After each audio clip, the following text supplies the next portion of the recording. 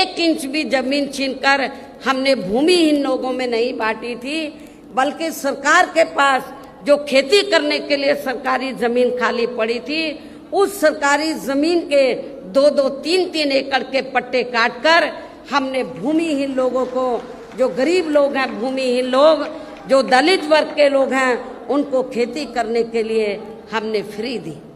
और इतना ही नहीं, आपको ये भी मालूम है कि जहाँ पर दलित बस्तियाँ होती हैं तो वहाँ जाते ही मालूम पड़ जाता है हर गाँव में, गांव देहात में, कि यहाँ पर दलित वर्ग के लोग रहते हैं। क्योंकि जो भी पार्टियां सत्ता में आई, उन्होंने आपकी दलित बस्तियों को विकसित नहीं किया।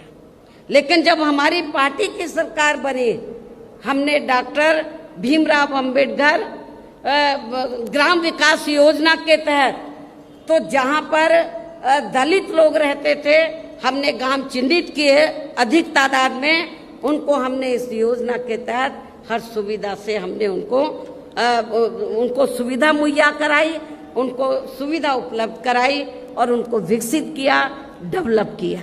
ये भी आप लोगों को मालूम है। और उस गांव में जाते ही मालूम पड़ जाता था कि ये डॉक्टर अंबेडकर गांव है।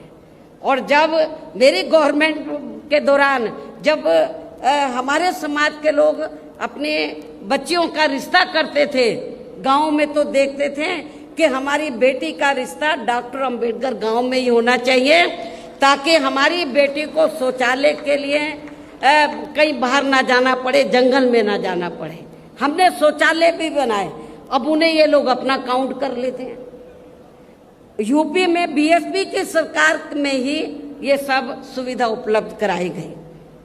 इसके और इतना ही नहीं, हमारे किसान भाई, मेरे ख्याल यूपी में हमारे किसान भाई चले जाएं, पश्चिमी यूपी तो बिल्कुल लगा हुआ हरियाणा प्रदेश से, तो यूपी में हमने किसानों को बहुत सुविधाएं दी। आज लोग याद करते हैं, गन्ने का रेट हमने कभी भी आज तक, ना हरियाणा में ना यूपी में किसी भी पार्टी की सरकार ने इतना रेट नहीं दिया गन्ने का, जितना हमने गन्ना किसानों को रेट दिया था। किसानों की भी हमने सभी समस्याओं का काफी हद तक समाधान किया तथा उनकी फसलों का भी उन्हें समय से उचित दाम दिया। और मैं अपने जाट भाइयों को बताना चाहती हूँ, जब उत्तर प्रदेश में पुलिस की भर्ती हुई, 2 लाख से ज्यादा पुलिस की भर्ती हुई, तो पहले भर्तियों में रिश्वत चलती थी। तो लेकिन मेरी सरकार में मैंने बोला रिश्वत नहीं चलेगी, और बिना रिश्वत के आपके पश्चिमी यूपी में बड़ी तादाद में अन्य समाज के लोग तो भर्ती हुए, रिजर्वेशन के तहत SC, ST, OBC के लोग भी भर्ती हुए। लेकिन बड़ी तादाद में जो लोगों के दिल और दिमाग में धारणा थी कि बीएसपी जाटों के खिलाफ है, वो धारणा निकल गई। क्योंकि जब मेरी सरकार बनी और ये भर्ती हुई पुलिस की, तो बड़े पैमाने पर पश्चिमी यूपी से जाट समाज के नौजवान बच्चे पुलिस में भर्ती हुए। और आज आप गाँवों में चले जाओ, वो यही कहते हैं कि बहन जी ने बिना पैसे के हमारे बच्चों को नौकरी दे दी, पुलिस में भर्ती कर दिया। इसके साथ ही हमने उत्तर प्रदेश में सर्व समाज के लोगों के ऊपर किसी भी प्रकार की कोई जुल्म जाति आदि भी नहीं होने दी है। इतना ही नहीं, बल्कि हमारी पार्टी की रही सरकार ने वहाँ देश में दलित एवं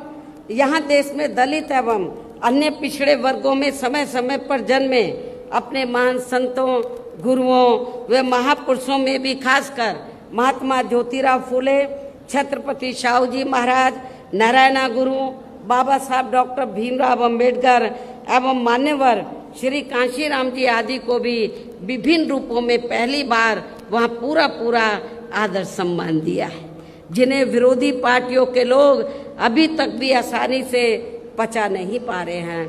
इस प्रकार से उत्तर प्रदेश में हमारी पार्टी ने अपने सभी चारों रहे शासनकाल के दौरान वहाँ हर मामले में व हर स्तर पर सर्व समाज के लोगों को काफ़ी बेहतरीन सरकार दी है।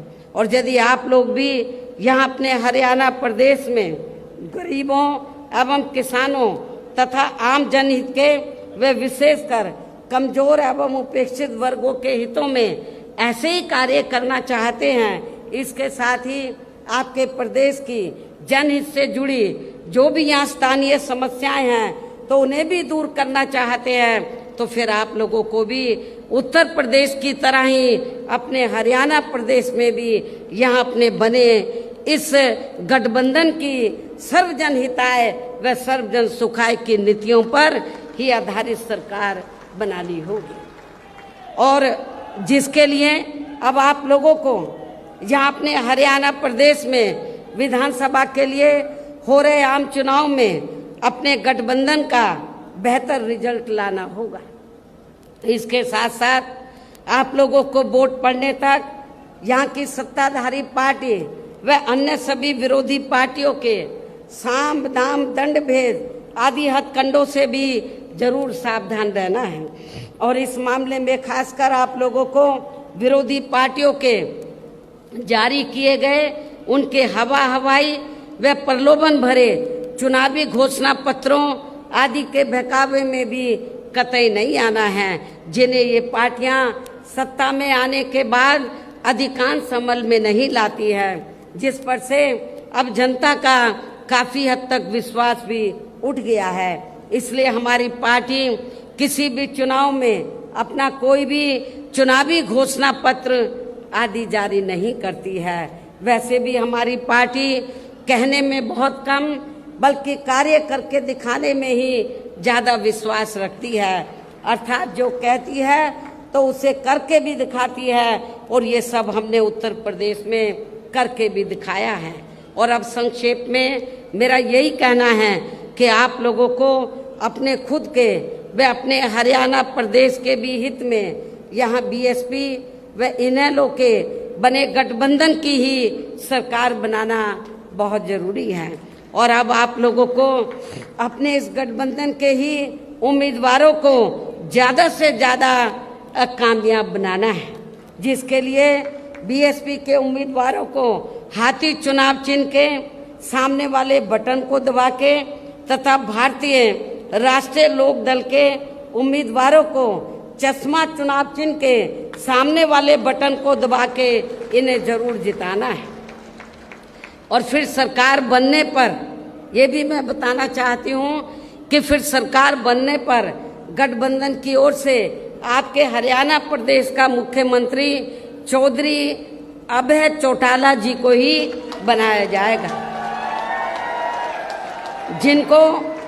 जिनको मेरे आशीर्वाद के साथ साथ इनके पिता चौधरी ओम प्रकाश चौटाला जी का भी पूरा आशीर्वाद प्राप्त है। वैसे माननीय चौधरी देवीलाल जी का भी हमेशा इन पर आशीर्वाद बना रहा है। इनके साथ साथ गठबंधन की ओर से बीएसपी का एक डिप्टी सीएम दलित वर्ग का, बीएसपी की ओर से एक डिप्टी सीएम दलित वर्ग का तथा दूसरा डिप्टी सीएम अन्य पिछड़ा वर्ग या अपर कास्ट समाज में से ही बनाया जाएगा। ये डिप्टी सीएम कौन होंगे इसका फैसला चुनाव का नतीजा आने के बाद ही लिया जाएगा। इन्हीं जरूरी बातों के साथ ही अब मैं आप सभी लोगों से अपने इस गठबंधन के अधिकांश उम्मीदवारों को, ज्यादा से ज्यादा उम्मीदवारों को जिताकर अपनी यहाँ सरकार बनाना जरूरी है, इसकी मैं पूरी उम्मीद भी करती हूँ।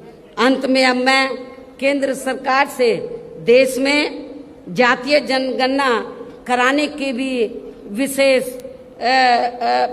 मांग करती हूँ, अनुरोध करती हूँ, आग्रह करती हूँ, जिसको शुरू में केंद्र में रही कांग्रेसी सरकार ने और अब वर्तमान में चल रही बीजेपी की केंद्र की सरकार ने भी इसे अभी तक भी लटका के रखा है, इसे अमल में नहीं लाया है।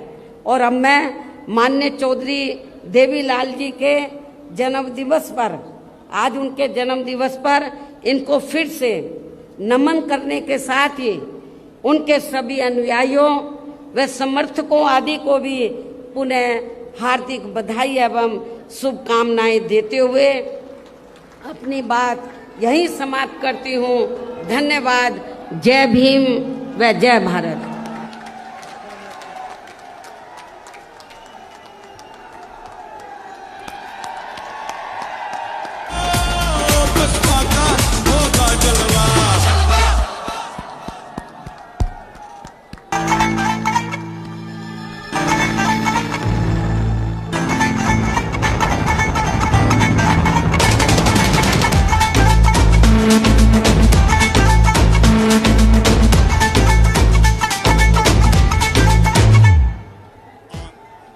साथियों, अब आपके इंतजार की घड़ी खत्म हुई और चौधरी ओम प्रकाश चौटाला जी स्वयं आप सभी को संबोधित करेंगे।